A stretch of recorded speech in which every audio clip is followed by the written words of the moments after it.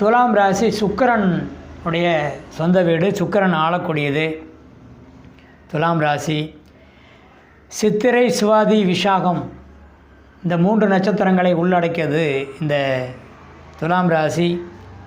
சரம் ராசி, காற்று ராசி, ஒற்றை ராசி, இடுப்பு பகுதி, அடிவயிறு இதையெல்லாம் குறிக்கக்கூடிய ஒரு சூழல்.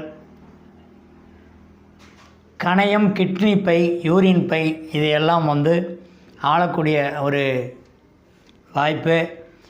இந்த துலாம் என்பது தராசு முனை, நியாயம், சத்தியவான் சாவித்திரி, ஆர்ட்ஸு, ஜட்ஜ்மெண்ட்டு இப்படியெல்லாம் வரக்கூடிய நபர்கள் எல்லாம் துலாம் ராசி அன்பர்கள். தராசு முனையில் நியாயம் பேசுபவர்கள், இதுதான் கரெக்டு, ஓர வஞ்சகம் இல்லாமல் சென்ட்ராக நியாயம் பேசக்கூடிய ஒரு நபர்கள் இவர்கள் எல்லாம்.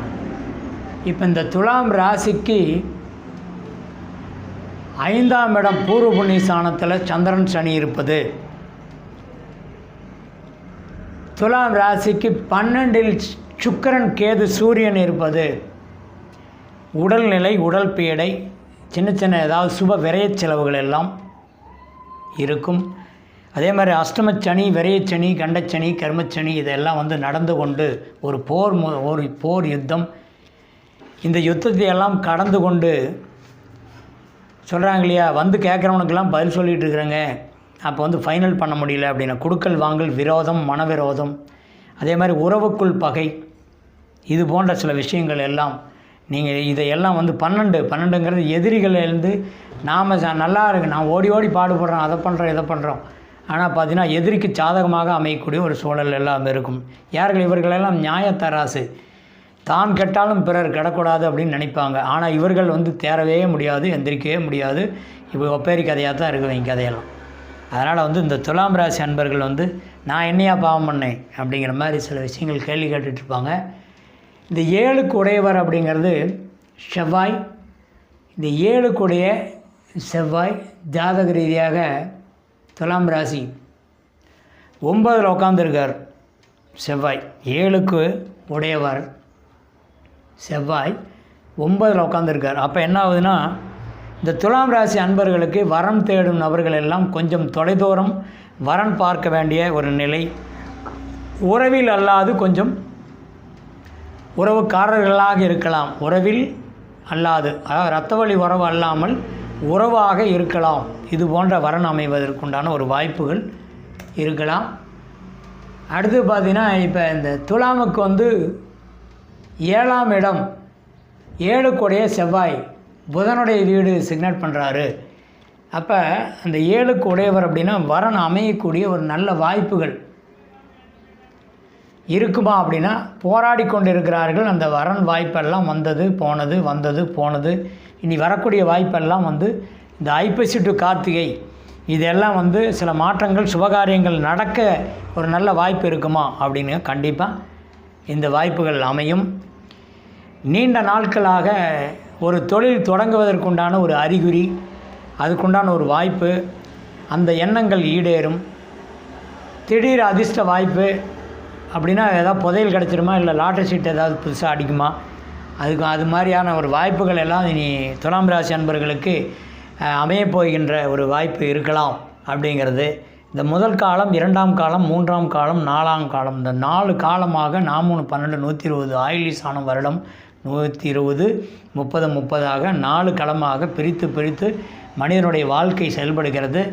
இதற்கு காரணகர்த்தா கேப்டன் அப்படின்னா சனி தான். அதனால் அவர் நடத்தி கொண்டு இருக்கிறார். அவரே அளிப்பார், அவரே கொடுப்பார், அவரே இழிவுபடுத்துவார், அவரே எல்லாமே பண்ணுவார். அவர் தான் கேப்டன், அவர் தான் ஹீரோ டோட்டலாக 12 ராசியிலையும். அப்போ 19 வருடங்களை மொத்தமாக அதிகமாக மெதுவாக வைத்து நகரக்கூடிய ஒரு நபர் சனி. அதனால் சனி கிரகம் ஒரு புனிதமான கிரகம், தூய்மையான கிரகம், அதிகமாக சிந்தித்து மெதுவாக செயல்படக்கூடிய ஒரு கிரகம் சனி கிரகம். அதனால் இந்த சனி துலாமுக்கு சாதகமாக அமையக்கூடிய ஒரு வாய்ப்பு நிச்சயமாக. சனி சாதகமாக உள்ளது துலாம் ராசி நபர்களுக்கு. அதனால் கோர்ட்டு, வழக்கு, கேஸு பிரச்சனைகள், பழைய பிரச்சனைகள் கூட முறியடித்து இப்போ அந்த தராசு நியாயம் அப்படின்னு சொல்ல முடியாது. அந்த துலாம் ராசிக்கு வந்து தராசு நியாயம், கோர்ட்டு வழக்கு கேஸு இது வந்து முடிவுக்கு வந்துவிடும். பழைய பிரச்சனைகள் அதான் சொன்னேன், ஒரு அதிர்ஷ்ட வாய்ப்பு, நல்ல வாய்ப்புகள் எல்லாம் சாதகமாக அமையும். தொலைதூரத்திலிருந்து ஒரு தகவல் ஒன்று, சுப தகவல் ஒன்று வரும்.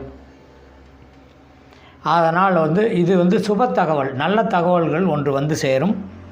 அது உங்களுக்கு சாதகமாக அமையும். இனி வரக்கூடிய காலங்கள் எல்லாம் இந்த இப்போ நடந்து முடிந்த பாதக நிலையெல்லாம் மாறி சாதக நிலைக்கெல்லாம் நீங்கள் தள்ளப்படுவீர்கள்.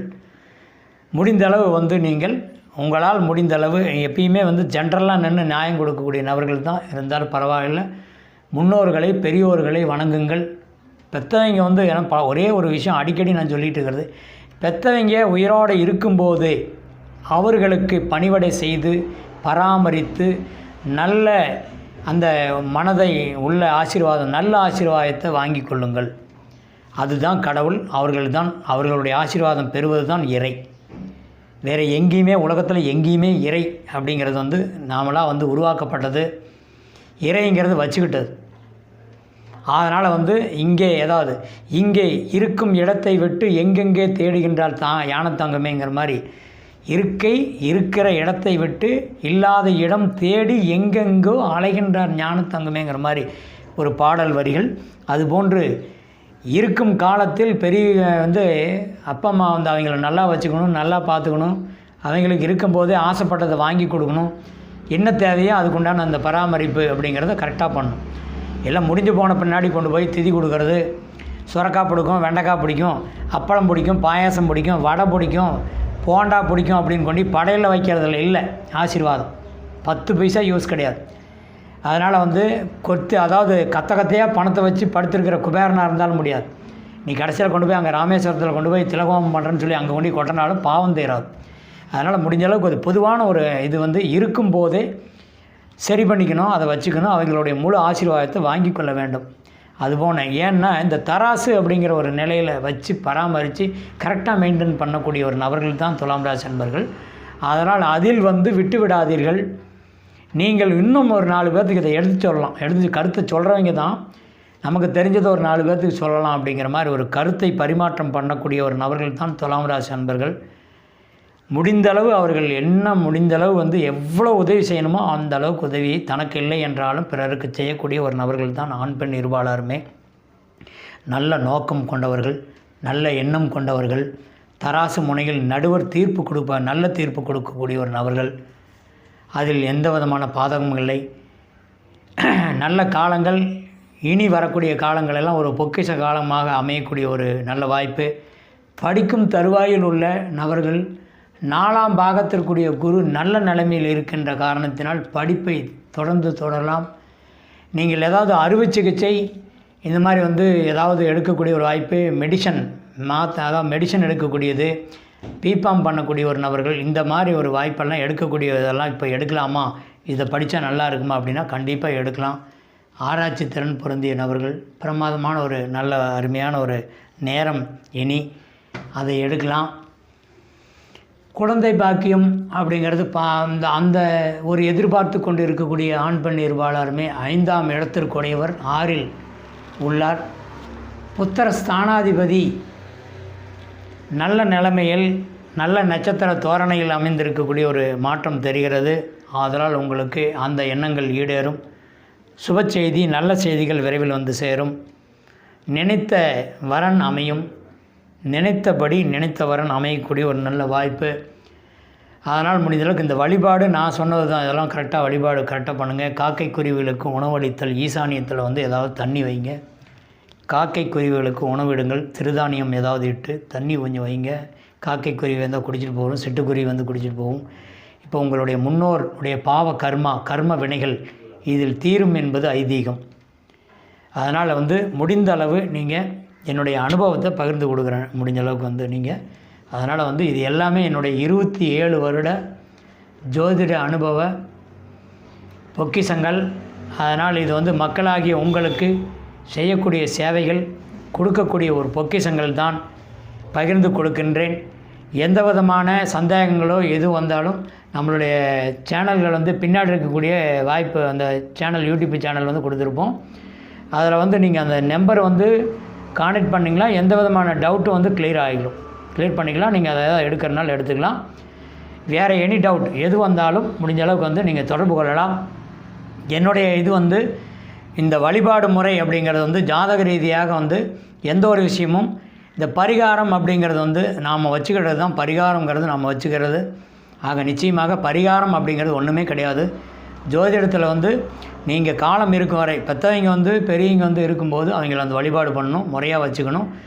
அதாவது அவர்கள் வந்து இறந்த பின்பு திதி கொடுக்குறேன், அதை கொடுக்குறேன், இதை கொடுக்குறேன்னெல்லாம் போய் பந்தா பண்ணிக்கிட்டுலாம் இப்படியெல்லாம் பண்ணக்கூடாது. அது பாவகர்மா. அப்போ பாவங்கள் எல்லாம் தீராது. மறுபடியும் பாவம் வந்து அப்படியே கட்டுக்கட்டாக மறுபடியும் வந்து அடுக்கிடும். அதனால் முடிஞ்ச அளவுக்கு இதெல்லாம் கொஞ்சம் கண்ணும் கருத்துமாக கரெக்டாக இருக்கணும். என்னுடைய அனுபவத்தை உங்களிடம் பகிர்ந்து கொடுக்கிறேன். மீண்டும் ஒரு நல்ல ஆன்மீக தகவல்களோடு உங்களை சந்திக்க வருகிறேன். நன்றி. வாழ்க வளமுடன்.